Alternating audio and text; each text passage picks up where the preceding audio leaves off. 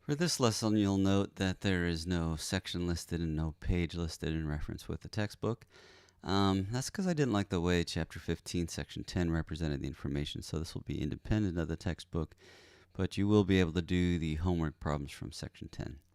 Our goal is to, by the way, this is called the addition rule and the multiplication rule, and then the complementation, to solve probabilities for particular events in a finite sample space. State standard number 2, students also need to know conditional probability, sometimes known as dependence or dependent events, and use it to solve for probabilities in finite sample spaces as well. So what we need to do is start with a little definition, because state standard number 1 says you need to know what an independent event is. So events are independent events if the occurrence of one event does not affect the probability of another event. So for instance, if you flip a coin twice, it doesn't matter what you got on the first flip. That does not affect what you get on the second flip, if it's truly a standard and fair coin. Likewise, if you have a standard and fair six-sided die, what you get from rolling the die the first time does not influence or affect the outcome of what happens when you roll it the second time. So this is the notion of independent events, the first thing we need to look at in that state standard. How do we calculate the probability of independent events? Well, here's our definition. If A and B represent independent events, then the probability of A and B both happening is equal to the probability of A times the probability of B. Now, this is not the full situation known as the multiplication rule, but this is a special case of the multiplication rule. We'll give you the full multiplication rule in just a moment. So we are looking at the multiplication rule, in this case in the context of independent events. So in other words, when you see the word and, because we want two events to both happen, and you can pretty much assume that it is multiplication. So the multiplication rule in this particular case says if you have independent events, you find the probability of each event, the probability of A, the probability of B, and you multiply each of those probabilities together. So for example, if some other examples of independent events, if you took a marble out of a bag, because these are problems that the state usually likes to put on the STAR testing, and you look at its color and you put it back in the bag, then the marble you select next is an independent event. Same thing if you had a deck of cards. You took out a first card, you looked at it, you put it back in the deck, then the card you took next would not be affected by the card you took first. So that would be called independent events. Let's look at an example, and in this particular case, let's look at an example involving the marbles. There's a bag which you cannot see through, and it contains three blues and 3 blues and 2 reds. And if you look at each marble as you take it out of the bag and you put it back in, what's the probability of picking a red followed by a green and then followed by a red? So again, these are independent events because we're going to reach in, randomly select one marble, pull it out, see what color it is, put it back in, and then repeat that 2 more times. So we can express it like this. We want the probability of taking out a red marble, put it back, probability of a green marble, and then the probability of another red marble. And that's going to be this special case of the multiplication rule. We're going to find out the probability of drawing out a red, find out the probability of multiplying a green. We already know the probability of a red, which when we find it, and we will multiply those together because they're independent events. So as we look at this, we've got in our bag, we've got 3 greens, 3 blues, 2 reds. There are 8 marbles in total, and only 2 of them are reds. So remember from previous lesson, it's our desired outcome, which in this case is a red marble. There's only 2 ways to achieve that because there's only 2 red marbles. Over all the possible outcomes, well, there's 8 marbles in that bag. So we have a 2 out of 8 chance of drawing a red, which that will reduce to a 1 out of 4 chance. Green, there are 3 green marbles in the bag containing 8. So the probability of drawing a green would be 3 out of 8. Green is our favored or desirable outcome, and there are only 3 of those. There are 8 total marbles. So when we put that back in the multiplication rule, here's what we end up with. Probability of a red, putting it back, taking a green, putting it back, getting another red is 1/4 times 3/8 times 1/4. Which, as we multiply the numerators, gives us 3. Multiply the denominators, we get 128. That will not reduce. So the probability of this particular event, getting a red, then a green, then a red, and we replace the marble each time, we have a 3 out of 128 chance of that occurring.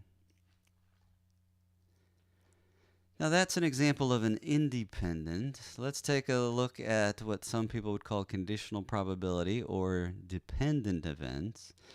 And let's start with the definition. A dependent event, events are dependent if the occurrence of one event affects the probability of our other event. So for example, if you took that marble out of the bag and you don't put it back in, that would affect our next selection. Our next selection, whatever we get, would depend on the outcome of that first selection. Same thing is true for a deck of cards. If you took a card, did not return it to the deck, obviously you couldn't draw that card again, so that would be dependent events. What you get for the second draw depends on what you took from the first draw. All right, and this would be called conditional probability, and we denote it as this. The probability of event B given, that's what this little vertical line, how you read it, and what it means, the fact that event A had already occurred. And to calculate that, we actually get the official version of the multiplication rule, which says for dependent events, if A and B are dependent events, the probability of A and B is equal to the probability of A, that event occurring, times the probability of event B occurring, given the fact that event A already occurred. So let's take a look at that bag of marbles again. This time we're not going to replace any. Bag contains 5 reds, 4 blues. What's the probability of randomly selecting 2 red marbles if you do not put them in the bag after selecting them? So for our first selection, we've got 5 favorable outcomes. There's 5 red marbles, and there are a total of 9 marbles in the bag. So we have a 5 out of 9 chance when we take the first marble that it's red. However, we don't put that back in. So we've got that first red marble out, which means there are only 4 red marbles left in the bag. So the probability, and this is how we write it out, probability of getting another red given the fact that the first one was red. There's 4 reds left, and there's only 8 marbles left. So here's that little note. There's 1 less red marble, and there's 1 less total marble. So the probability of the second one being a red, given that the first one is red, was 4 out of 8. But it's time for the multiplication rule to figure out the probability of getting both of these. So the probability of both of the marbles being red is the probability that the first one is red times the probability that the second one is red, given the first one was red. Sometimes they write it out with the word following. We've got a red following a red. So we've got our 2 probabilities, 5 out of 9 for the first one, 4 out of 8 for the second one. Multiply them together. 4 out of 8, of course, reduces to 1 out of 2. So that gives us a probability of 5 out of 18, or 0.278, 27.8% chance that both marbles that we take are red. Let's take a look at a standard deck of playing cards. Now, we've already talked about what a standard deck consists of. So again, we'll remind you that there's 52 cards, and we want to find out the probability of randomly selecting a 2, followed by a 7, followed by a 2, and we are not returning the cards to the deck after we take them out. So that could be written like this. Find the probability of drawing a 2, then a 7, then a 2. And then the multiplication rule is that's the same as the probability of a 2 times the probability of a 7, given that the first one is 2, times the probability of drawing another 2, given that the second one was a 7 and a first one was 2. So let's take a look at that. We said that there are 4 2s in the deck of cards. There's a 2 of spades, 2 of clubs, 2 of hearts, 2 of diamonds. So for probability of drawing a 2 for the first card, there are 4 2s to choose from, and that's our favorable or desired outcome. And there are 52 total cards in the deck at that point, so you have a 4 out of 52 chance.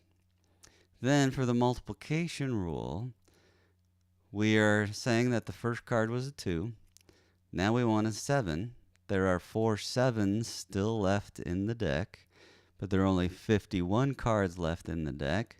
So we have a 4 out of 51 chance that the second one is a 7, given that the first one was a 2. Now we want to draw another 2. Well, at this point, there are only 3 2s left in the deck, because the first 2 was taken as the first card. That's why it says the probability of another 2, given that we drew a 7 and a 2. And at this point, there's only 50 cards left in the deck, because 2 were taken out previously.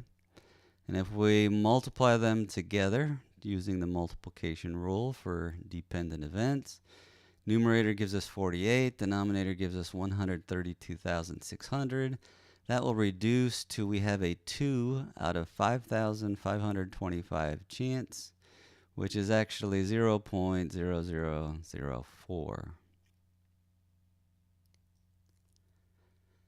right, we have another definition we need to include, and that's something called mutually exclusive. And that means 2 events that cannot happen at the same time. And so the probability of 2 things that cannot happen at the same time happening at the same time is 0. So for example, what's the probability you flip a coin and you get a head and a tail at the same time? It's impossible. The probability is 0. Let's say you take a card out of a deck of cards. What's the probability of it being a 2 and a 3 at the same time? It's impossible. Now, on the other hand, we have what are called inclusive events. So these don't meet the condition of mutually exclusive. These are 2 events or more events that can occur at the same time. And in this case, we're looking for the probability of A or B. If they're mutually exclusive, then we end up with a special case of the addition rule. So the probability of A or B occurring is the probability of A plus the probability of B. That's for mutually exclusive, things that cannot both be true at the same time. If we have inclusive events, this is the official case of the addition rule. Probability of one or the other happening, probability of event A or B, is the probability of A plus the probability of B minus the probability of A and B. So when we see the word or, we're looking at addition. Previously we saw the word and, we thought the multiplication rule. Now some books, some textbooks, some teachers would not give you the special case because they would expect you to think of it without that and say, well, what's the probability of getting a queen and a king at the same time? Well, it's impossible. So those are mutually exclusive. The probability of that would be 0, and so you would add these 2 probabilities and you would subtract the 0, and that gives you basically this special case. So let's take a look at an example. Instead of those marbles, let's put some coins. So in this case, we've got 3 dimes, 6 nickels, 4 pennies, all in a bag that you can't see through. Now, I know some of you could probably tell what coin is what by sense of touch, but let's pretend you got thick gloves on and you can't, or somehow, we shake up the bag and we pour one out.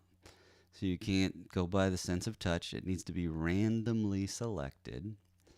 So what we want to know is what's the probability that the coin is a penny or a nickel. Now, here's the situation. Are we in mutually exclusive or are we in the inclusive case? Well, a coin can't be a penny and a nickel at the same time. So these are mutually exclusive events. We find the probability by calculating the sum, which is our special case of the addition rule for mutually exclusive. So the probability of getting a penny or a nickel is the probability of getting a penny plus the probability of getting a nickel. Now, in this particular case, we said there were 3 dimes, 6 nickels, 4 pennies, 13 coins in all, and 4 of them are pennies, so the probability of a penny coming out of that bag without the sense of touch destroying the random factor. There are 4 pennies, which are favorable or desired outcomes. 13 coins in all, so there's a 4 out of 13 chance that the first coin is a penny, and actually we're only drawing 1 coin here. Okay, and then to draw a nickel, the favorable or desired outcome, there are 6 nickels in this bag of 13 coins, because again we're only taking 1 coin out. It says the probability of a penny or a nickel, and that's why I put it in bold for emphasis. We're not taking 2 coins. We don't want a penny first followed by a nickel or vice versa. We want to take 1 coin, and it's either a penny or a nickel. So we've got a common denominator we add, and the probability of that happening is 10 out of 13, or 0.769. So 76.9% chance that that coin coming out of the bag is a penny or a nickel. And what we're going to do is we're going to end this part of the lesson. We're going to break it up into 2 parts, give you an opportunity to practice, because so far we have seen the multiplication rule. We have learned dependent and independent. We've seen the addition rule in its general form and its special form for mutually exclusive. In part 2, we'll do an inclusive addition rule. But I do want to break this up into 2 parts so you can try some of these problems before we add some more ideas to the situation. All right, so we will come back and finish off state standards 1 and 2 in the next episode.